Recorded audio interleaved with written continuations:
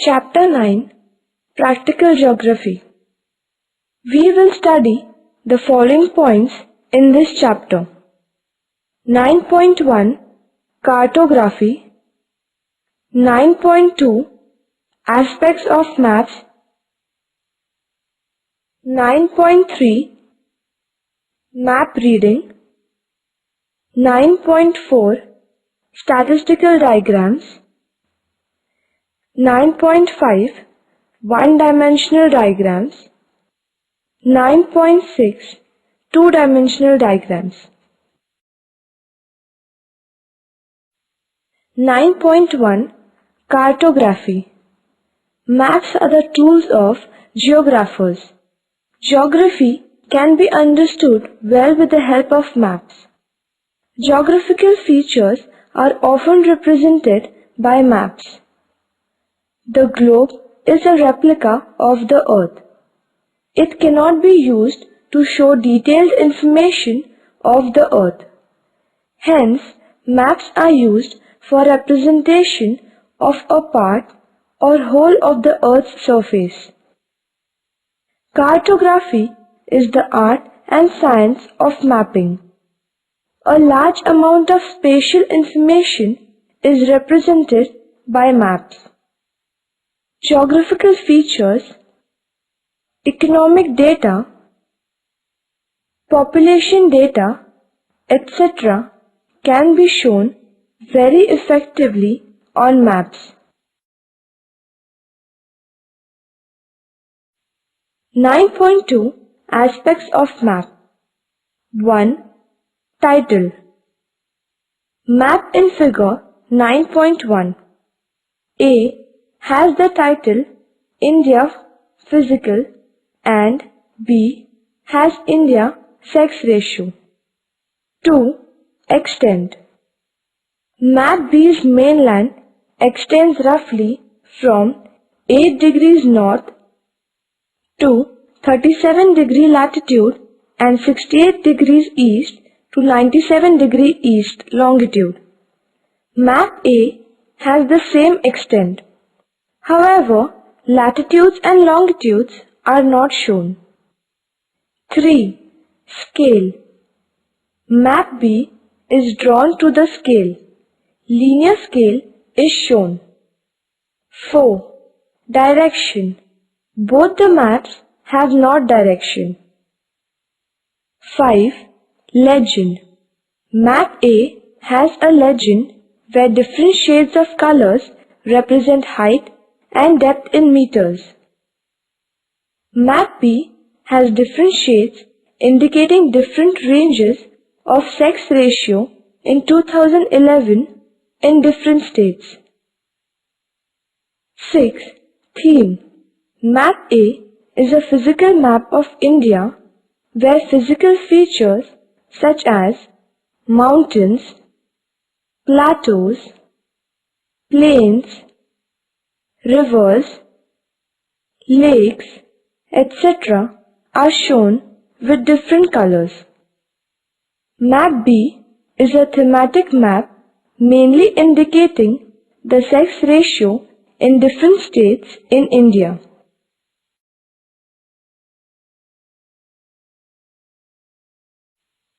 Maps are basically divided into general and thematic maps. One needs to develop the skill to read maps and to understand them. Let us take information of physical and thematic maps of India and read them. In the previous class, you have learned the types of maps. This year, let us learn to read, understand, and explain them. Maps can be explained according to their title, scale, size, theme, color combinations, descriptions, and many more aspects. Let us read Figure 9.1a, Physical Map of India, and Figure 9.2b, sex ratio of India. Both the maps are different. So let us try to read them separately. For this, we have to take different aspects of maps as given below. Map in figure 9.2b. It is a map of India that has a very specific theme, that is, sex ratio of each state of India in the year 2011. Different shades are used for different ranges of ratio of females per 1,000 males. Besides shades of color, actual sex ratio of each state is also given. According to this map, Kerala has the highest sex ratio of 1084, whereas Haryana state has the lowest sex ratio of 877. Union territories like Chandigarh, Delhi, Dadra, Nagar Haveli, Daman and Diu, etc. have a very low sex ratio except Puducherry, which has 1038 sex ratio.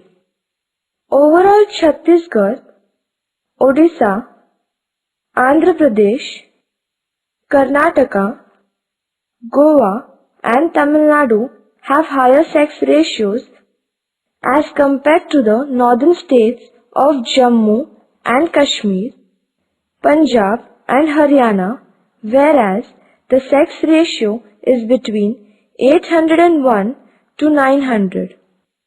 Uttar Pradesh, Arunachal Pradesh, Nagaland, Rajasthan, Gujarat, Madhya Pradesh and Maharashtra have a sex ratio ranging from 901 to 950. 9.3 Map. Let us explain each map separately. A. Physical map of India. To the north of India, the Himalayas with a height of more than 6,000 meters above mean sea level can be seen. There are some hill ranges to the northeast of India. The Aravalli range lies in the west of India in Rajasthan. In Madhya Pradesh, the Vindhya ranges run in a west to east direction and the Satpura range runs almost parallel to them. The Western Ghats run along the coast from north to south with offshoots like Ajanta, Satmara Hills and Balghat range.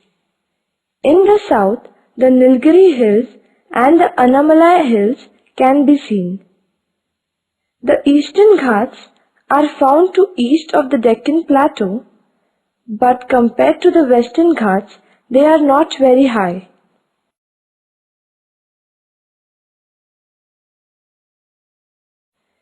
The Satluj and Ganga plains are found in North India. To the northeast, the Brahmaputra makes a flat plain. To the west, the Rajasthan desert is found. The Rann of Kutch is a marshy area situated on the west. To the east, from West Bengal to Kanyakumari lies a plain area. This is broader than the west coastal strip. There is a plateau region in the south and center of India where many rivers cut across the plateau. In the west, there are many islands near the Kerala coast named as Lakshadweep Islands, and in the east, far away from the mainland Andaman and Nicobar Islands are located.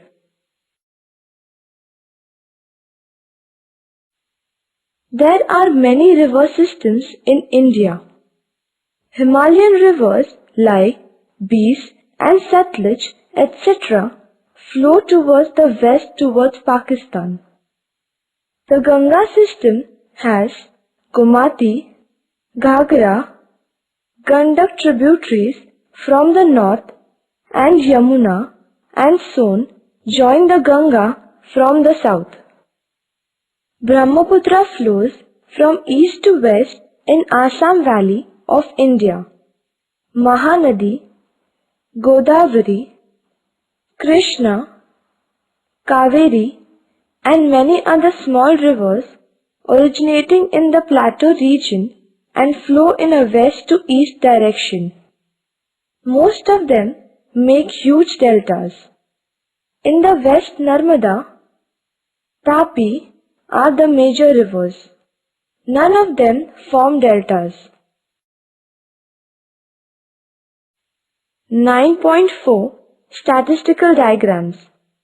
Statistical diagrams represent statistical data. Everything that exists has some dimension.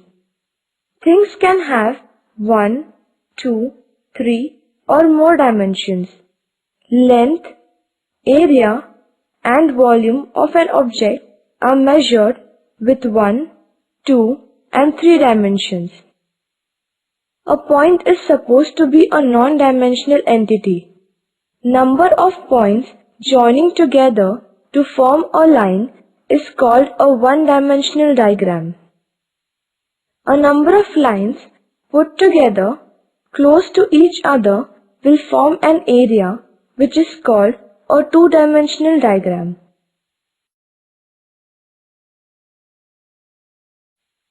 (9.5) One-dimensional diagram. Line graph and bar graph are one-dimensional diagrams. Line graph. A line graph is a one-dimensional diagram. In this graph, two elements are shown. Usually, time is shown on the x or horizontal axis and population or commodity value is shown on the y or vertical axis. Method. Read the data to find out the highest and lowest value. Accordingly, select the scale on both the axes. Mark time period on x-axis and the other elements on y-axis. Plot the points in the graph space with reference to the values on x and y variables by intersecting the two values. Join all the points with a smooth curve. Write the scale, title and legend, etc. Uses. Line graph is very useful to express the trend in values over a period of time. Population growth, industrial growth, profit, prices, etc. can be visualized very easily. It is a very simple method which gives an immediate visual impact. Exercise 1. Draw a simple line graph representing population of India 1901 to 2011. Year, population in millions. Year 1901, 238, 1911, 252, 1921, 251, 1931, 278, 1941, 318, 1951, 361, 1961, 439, 1971, 548, 1981, 683, 1991, 846, 2001, 1028, 2011, 1210, provisional.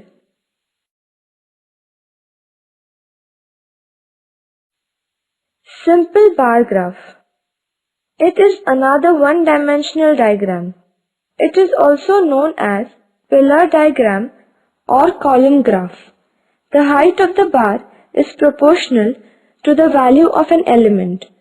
When the variations are small, this method is very effective. The vertical axis indicates the production of commodity, while the horizontal axis shows various regions or time period. Exercise 2. Draw a simple bar graph to represent the following data. Year, per capita income in rupees. 2000 to 2001, 17,782. 2001 to 2002, 18,885. 2002 to 2003, 20,871. 2003 to 2004, 24,095. 2004 to 2005, 27,183. 2005 to 2006, 31,080. 2006 to 2007, 35,430. 2007 to 2008, 40,141. 2008 to 2009, 44,345. Source: Key Statistics of the Indian Economy. Method: find out the highest and lowest values of data. Accordingly, select a scale, plot the points that will determine the height of bars. Draw pillars or bars up to the plotted heights. Shade these bars for better visual impact. Write title, scale, legend, etc. Uses: bar graph is very useful for comparative study of elements of various regions. Agricultural production, industrial productions, population of various regions, etc. can be shown with the help of a simple bar graph.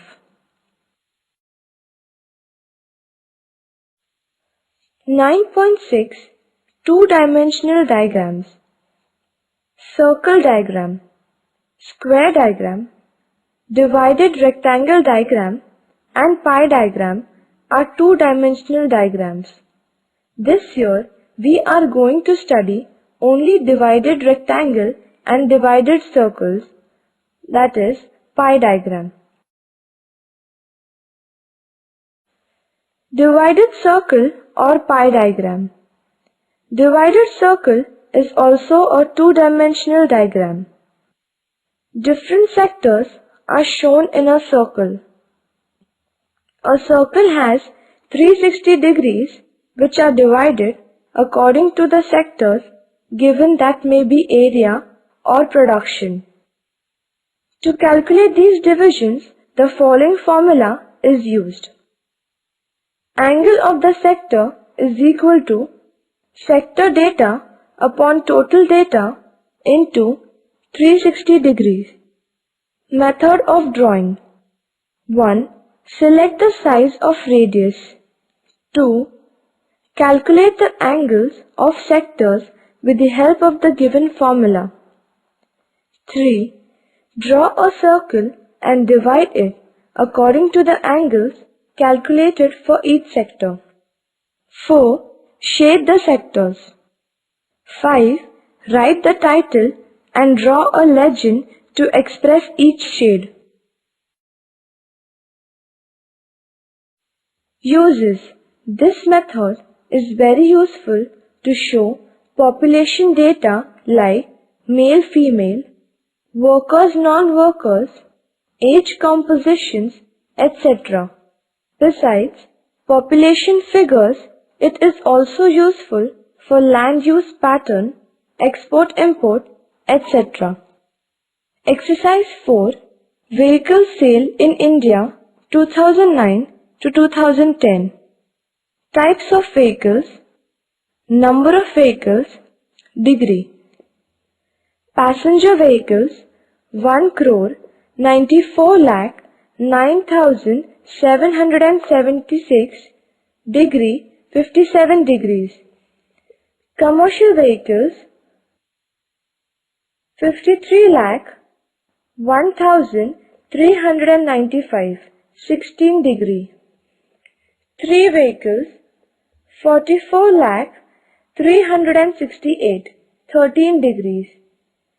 2 vehicles 9 crore 37 lakh 1,231, 274 degrees. Total 12 crore 29 lakh 2,770, 360 degrees. Advantage: this method is very useful to compare data and understand the proportion of each sector as a part of the whole. It gives a very good visual impact. Limitation: it gives only one comparative picture looking at the diagram. It is difficult to calculate exact value. Divided rectangle. A rectangle is proportionately divided to represent different sub-factors of any data. It is drawn on the basis of given statistical values. Generally, data is in the form of percentage. If they are not in percentage form, they should be converted into percentage. The total area of the rectangle is considered as 100% and it is divided according to the percentage of each sub-factor. Since each subunit which is shown in the rectangle has a separate identity, each one can be shaded differently and a legend can be given to understand it easily. It is used for providing information about population, land use pattern, crops, industrial output, etc. Exercise 3. Agricultural production. Kharif in million tons, 2010 to 2011. Crops, 2010 to 2011 in percentage. Rice, 95.98, 43%. Coarse cereals, 43.68, 20%. Pulses, 18.24, 0.8%. Soil seeds, 32.48, 14%. Cotton, 33, 15%. Total, 223.38, that is 100%. Method: convert the given data into percentage. Decide the scale and the length of rectangle as per the size of the page. Mark the different units as per the scale. Shade the different units.